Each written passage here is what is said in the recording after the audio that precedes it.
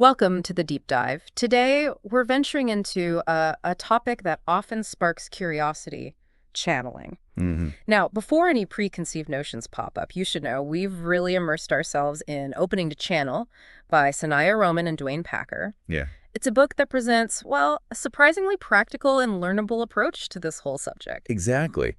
And what immediately struck me, as you shared this, is the author's really down-to-earth perspective. Right. They weren't people who were, like, steeped in the supernatural from day one. Actually, their journey started with some healthy skepticism, Okay. a desire to find a process for connecting with higher wisdom that was not just learnable, but also gave, verifiable results. Uh-huh.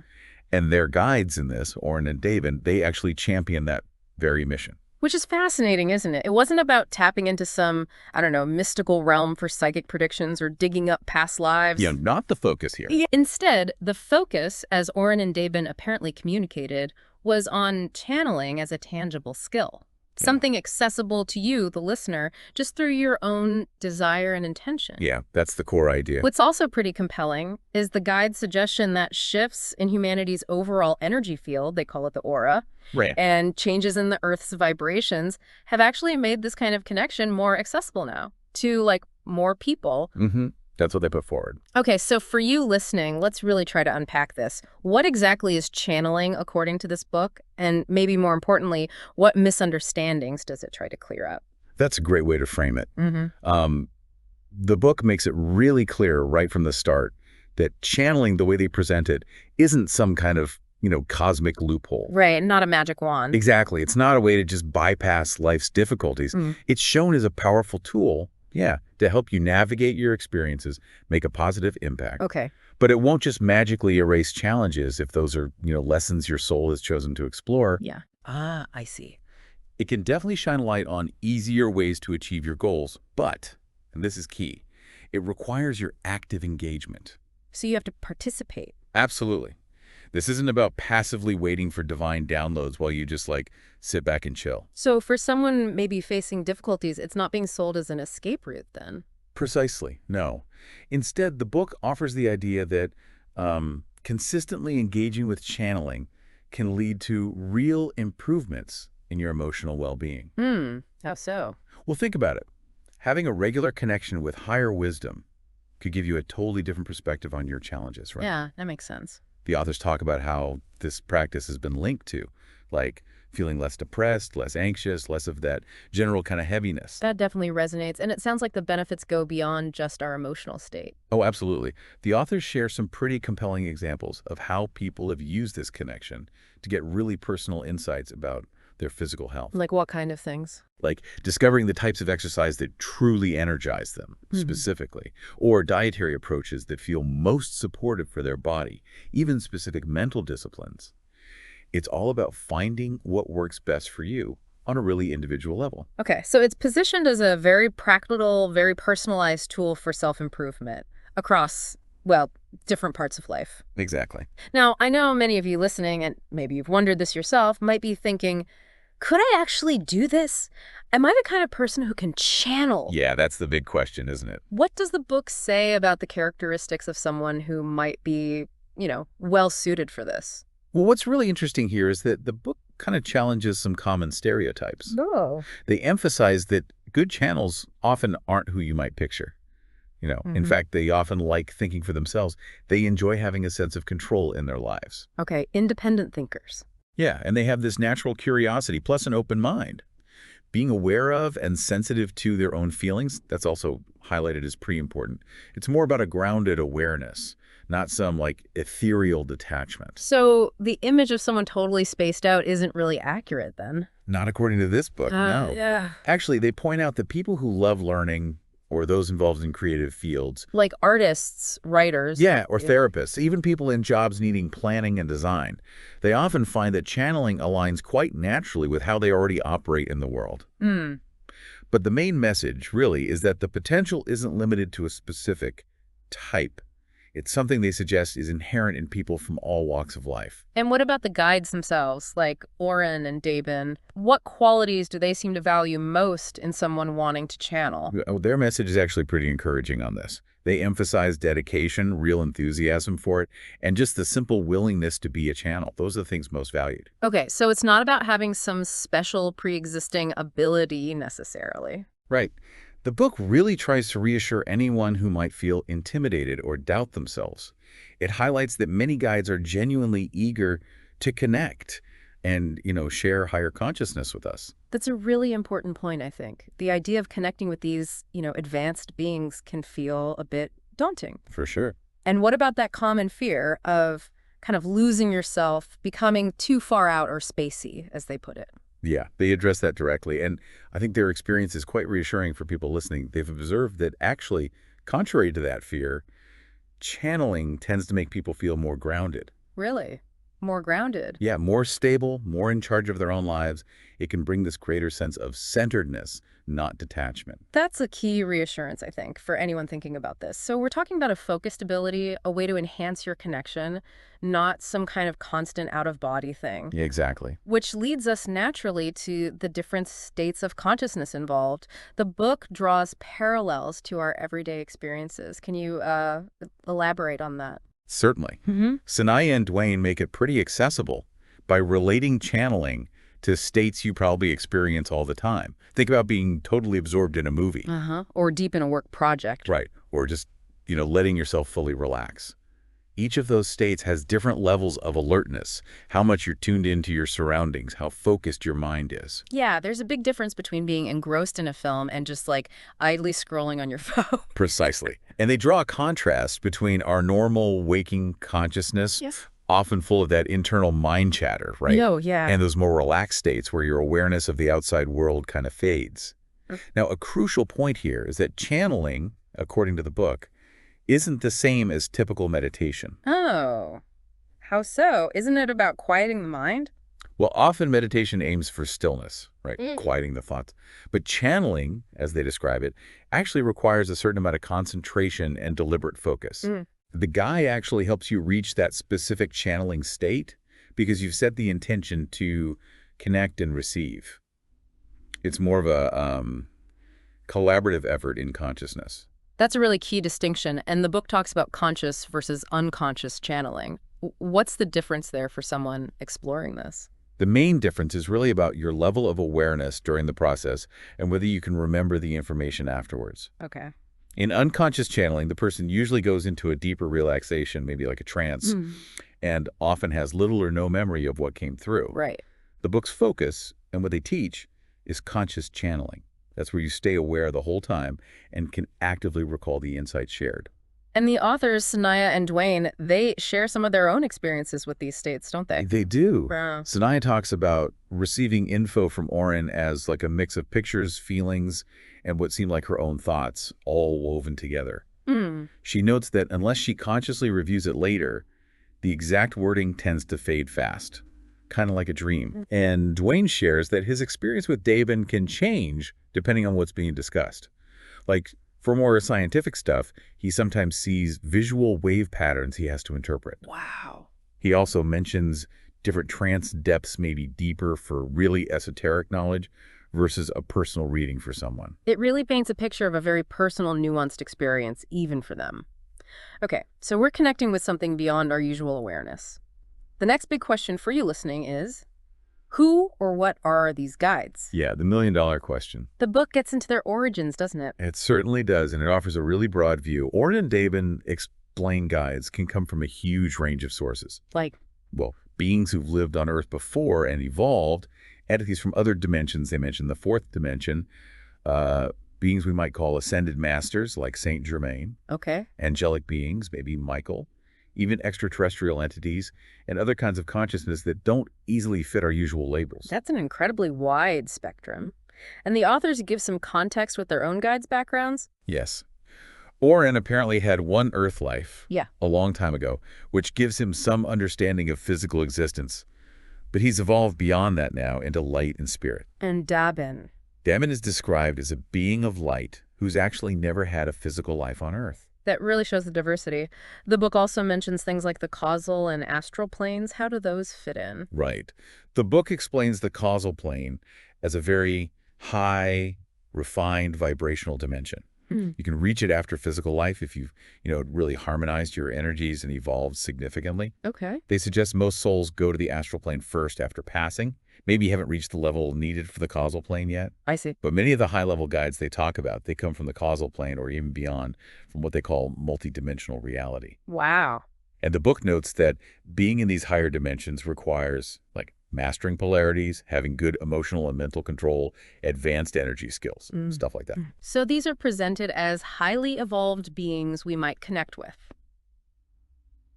And how do guides choose their channels? Is it random? Definitely not random, according to the book. Guides tend to connect with channels whose existing interests, skills, even their life path kind of align with them. Ah, so there's a resonance. Exactly. Like a guide focused on science might connect with a scientist or someone really into science, an artistic guide with an artist. Makes sense. They also say, don't expect your guide to be an expert on everything outside your shared focus. It's more about that resonant energy and purpose. Got it. A specialized connection. And they talk about beings of light, which Oren and Dabin say they are. What's characteristic of them? Beings of light are described as entities working mainly with light energy, transmitting thought impulses directly to the souls they guide. Okay. They're often seen as almost pure energy, evolved beyond physical form. Oren and Dabin say this nature lets them navigate dimensions, and they come from beyond even the causal plane. So very high level. Their main goal, as presented, is to help you connect with your own guide or similar beings, to help with your evolution and expanding consciousness. So Oren and Dabin are examples. And what are the general signs of a guide of this evolved nature? How would you recognize one? The book gives some really helpful pointers. High-level guides are often humble, acknowledging their view as one truth among many. Okay. They offer guidance as suggestions, always respecting your free will, empowering you. Not dictating. Right.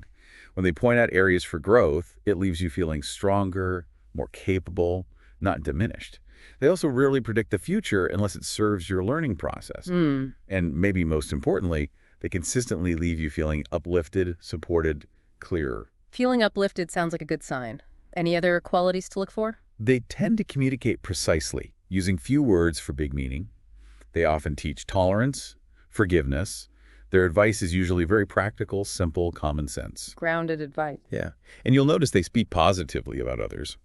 Their main focus is always your higher purpose, but they respect your learning pace, never taking away lessons you need to learn yourself. And conversely, are there less evolved entities someone should be aware of? Yes, the book does give a word of caution there. These might be recognized because they tend to incite negative actions, stir up conflict or bad feelings, create fear. Okay, red flags. Yeah. Or waste your time with trivial stuff, or speak in a way that sounds deep but is actually empty. They might also try to exploit strong emotions or vulnerabilities. So developing discernment sounds really crucial here. Okay, let's shift to the mechanics. How does this connection actually happen? What's the nature of that link?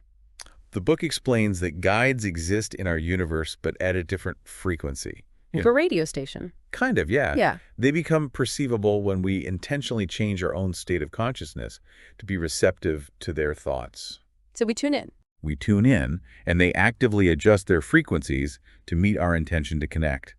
It's like opening a doorway, a bridge between dimensions. A two-way street.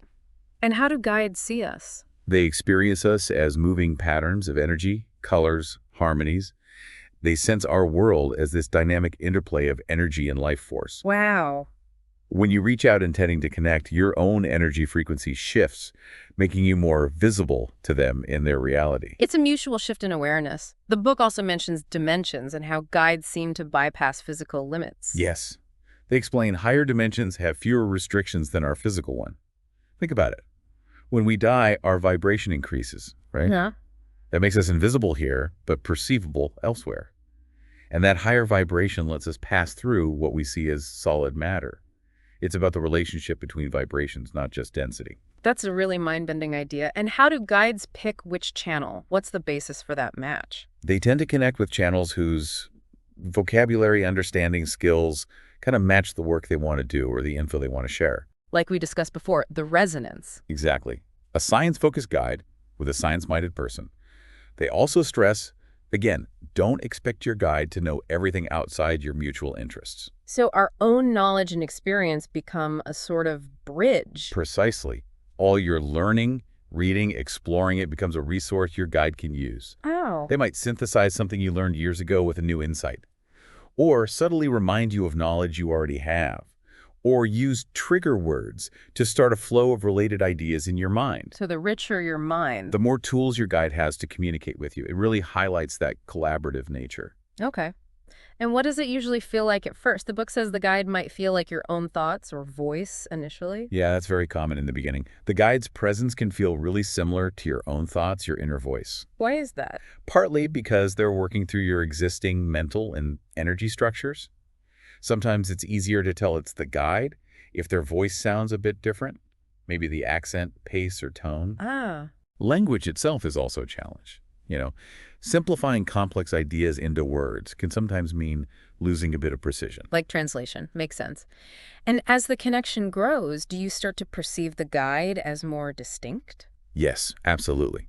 With practice, you'll likely start sensing your guide's specific vibratory presence as separate from your own energy. Their energy signature, kind of? Exactly. Guides vibrate higher than our normal perception, so it takes time and tuning in to differentiate.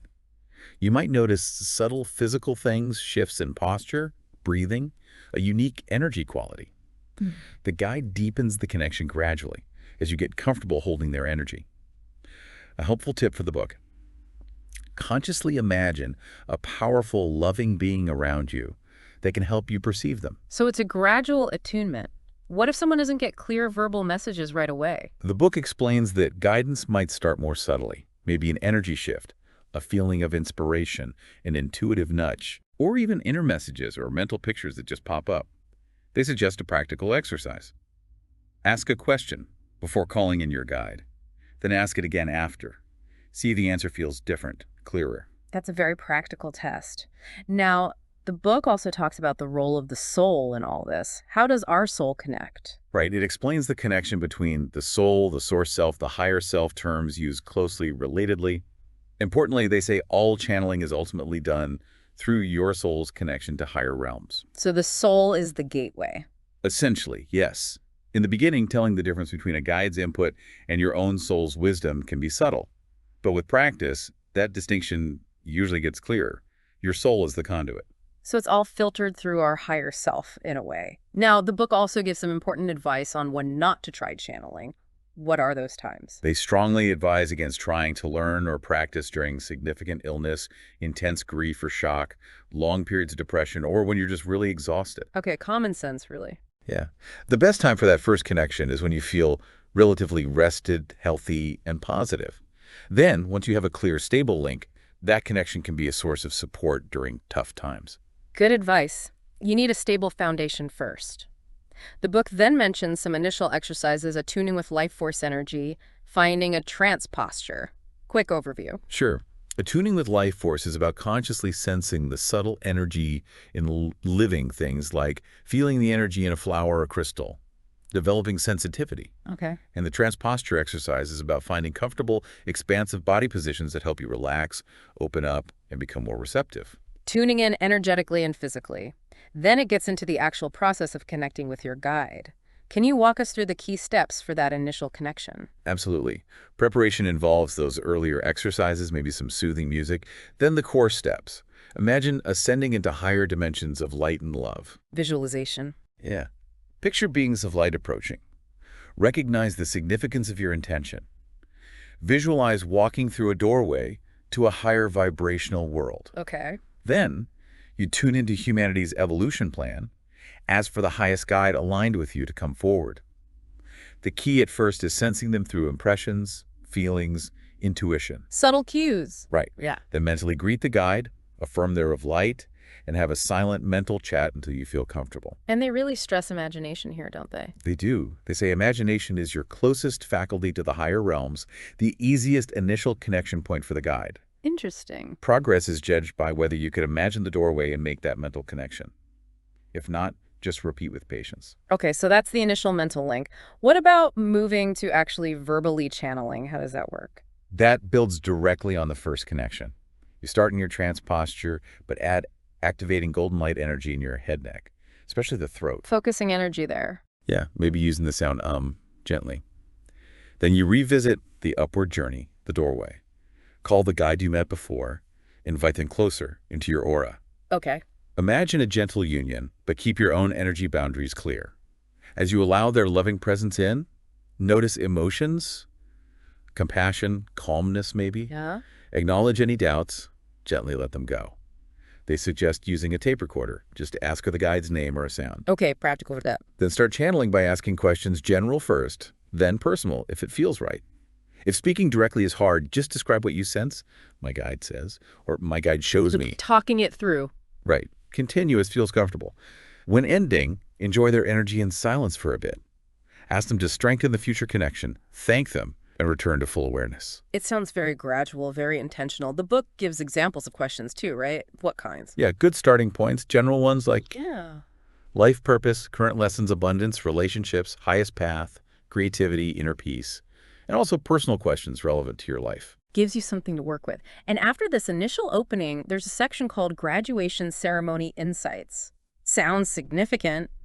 What are some key messages there? Oh, that section is really uplifting. They talk about the joy in higher planes when someone makes that conscious connection. Wow. They mention potential for desires manifesting faster, needing clarity on what you want, increased access to the universal mind, creativity, but also a reminder, your words and thoughts have more influence now, so focus positively. A key message: life doesn't have to be hard. Ask for help. That's powerful. You become aware you're part of a larger community of light. Your harmony contributes to their work. Potential for more ease, joy, value of openness, trust, using this for growth. It really sounds like an acknowledgement and encouragement. The book also covers giving readings for others. How does that process look? It builds on your own practice. Relaxed breathing, visualizing light, trance state, calling your guide for the other person. Cultivate compassion for them. Okay, intention is key. The guide might greet the person. Ask clarifying questions about their situation, often focusing on learning and spiritual growth. Guiding the querent. Yeah. Allow answers to flow. Trust the guide's wisdom. It could be a dialogue. Trance depth might vary. Interestingly, some find it easier to channel for others initially. Really? Yeah. Start short, build up. Guides often have closing lines like Oren's "I bid you a fond good day" or Davin's "We will welcome you once again." So acting as a conduit for someone else. What about predictions and probable futures? That's always a hot topic. Right. Oren apparently gave Sanaya some impressive examples like accurate headlines beforehand. Whoa. The book explains this is often based on sensing the collective consciousness, the mass mind, and seeing likely outcomes of current energies. Probabilities. Exactly. They talk about future viewed through intention and through necessary steps. Timing is hardest to predict, but strong desire and clear intent really influence manifestation. So our focus matters. Hugely. Taking or delaying steps also changes things. Long-term future is more variable free will, more possibilities. It's like weather forecasting probabilities. Okay. Strong trends are harder to change, but not impossible. And focus on the essence of a prediction, like a fulfilling job. Not just the form, specific title. Future is shaped by intention now. So not fixed destiny. No. For relationships, guides might sense near-future connections based on energy. But long-term soulmate stuff is complex due to growth and vibration shifts.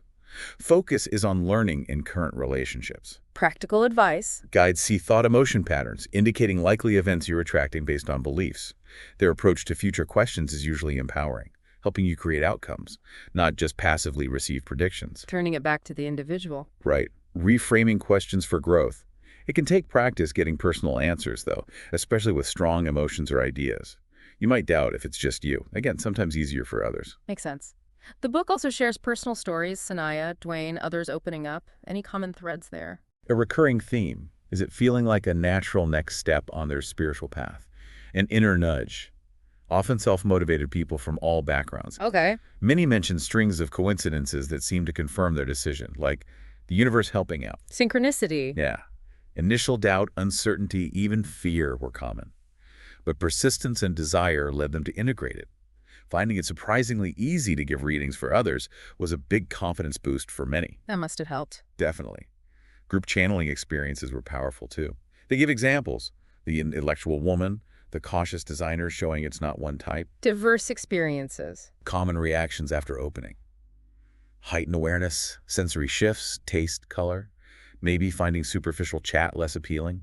Some had temporary energy dips or emotional sensitivity adjusting to higher vibes. They also mention other guides like Tiku coming through, showing variety. Paints a rich picture. What about developing the ability after opening? It's called an accelerated growth path. What does that involve? Well, the initial opening is often exciting feelings of love, wholeness, possibility. The honeymoon phase. Kind of.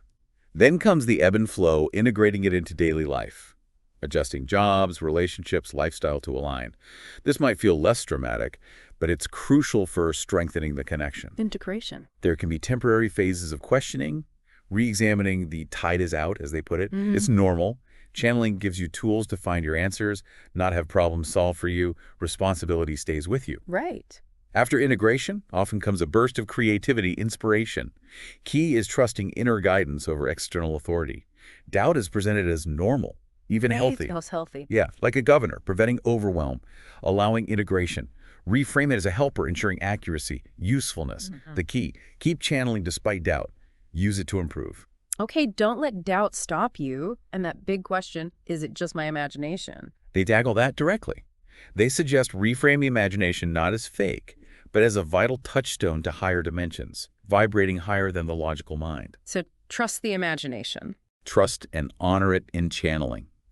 Reality often starts within. Feeling like you made it up doesn't mean it's not real or valuable guidance. That's a powerful reframe. How does channeling affect the physical body? It brings more light energy in. This can lead to shifts. Food cravings change, desire for cleansing, different exercise or body work feels right. Senses might sharpen. Body adjusts. Yeah, important to bring the body along harmoniously, guided by inner urges and your guide. No drastic changes overnight usually. Focus on higher expression of habits, not just calling them wrong. Gentle evolution. They use an evolution clock analogy. Check balance in physical, emotional, mental, spiritual areas. Prioritize growth. Willingness to channel even in a bad mood is good. The guide's perspective can shift things. You get more specifics by asking specific questions and trusting the messages. Guides use energy economically. Fear of relaying details accurately can be a block, like a translator skill between brain hemispheres that improves. Building trust. Sanaya shares building trust in Oren's specifics. Trust leads to faster transmission. Conscious channeling means you learn and take responsibility. Using guides for gambling. Ineffective focus is spiritual. Right. Davin uses filters for specific info sometimes. Major health crises or grief can temporarily affect direct connection due to energy-body harmony needs, but love protection remain.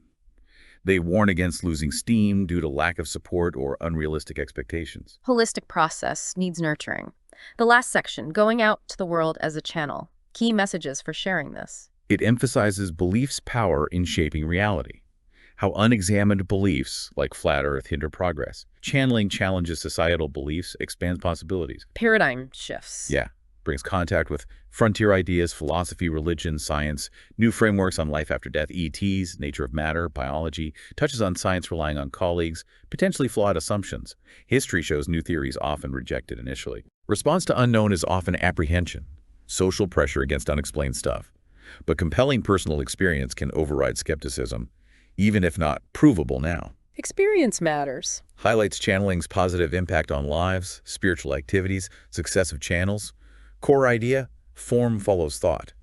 Increased light via channeling creates real change. Collective impact. Encourages sharing your work, writing, teaching, even if others do similar things. Your unique expression reaches different people, adds to the collective shift. The more ways an idea is presented, the more real it becomes. Importance of working with like-minded people, a gridwork of light. Your unique contribution matters. The final chapter, channeling the time is now. What's the main message there? It gives this great historical context. 19th century spirit communication, table rapping, Nettie Colburn Lincoln, Fox sister spiritualism, Stainton Moses, A.J. Davis, Mrs. Piper, Kardec, Blavatsky Theosophy, Alice Bailey, New Age. Wow, rich history. Then Edgar Cayce in mid-20th century. More recently, Jane Roberts Seth, setting standards for quality, inspiring others. Suggest more high souls incarnating now. Growing belief in intuition channeling means more born with psychic abilities. A trend. Emphasizes this is a time of rapid spiritual evolution. Earth is energized. Easier conscious access to higher realms info now. More potential for exploring other dimensions, understanding time differently. Why now? Rising Earth vibration, shift from linear to intuitive time, slight gravity EM frequency changes maybe. Development of extrasensory perceptions, precog, telepathy, clairvoyance. Due to spiritual center activation, earth changes. Telepathy for exploring unseen worlds, communicating with other life. Expanding abilities. Reiterates channeling is learnable. Expresses satisfaction in helping others open up. Presents channeling as a doorway. That a direct call to action for you, the listener. Decide when you want to open to channel. Ask your higher self for a date. Intend it. Trust circumstances will align.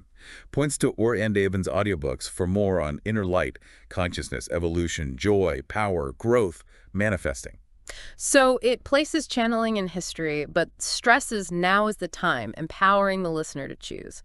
It definitely reframes it from some mystery to a potential skill for growth. Absolutely. And what's striking throughout is that consistent emphasis on your inherent capacity, the importance of clear intention, discernment, and the huge potential for positive change this connection can offer. Well, this has been a truly illuminating deep dive into opening to channel. It provides a really compelling, quite grounded perspective on accessing higher wisdom. It does indeed, and it's a powerful reminder that, regardless of past experiences or current beliefs, this book suggests you have the innate ability for this kind of deep, meaningful connection. So for you, our listener, we really encourage you to maybe take some time, reflect on the points we've covered today, perhaps even think about exploring some of the initial exercises or processes in the book. And as you think about all this, maybe consider this thought. What new perspectives, what unexpected insights, what exciting possibilities might start unfolding in your life if you consciously choose to seek a deeper connection with your own inner wisdom, and perhaps even with a guide?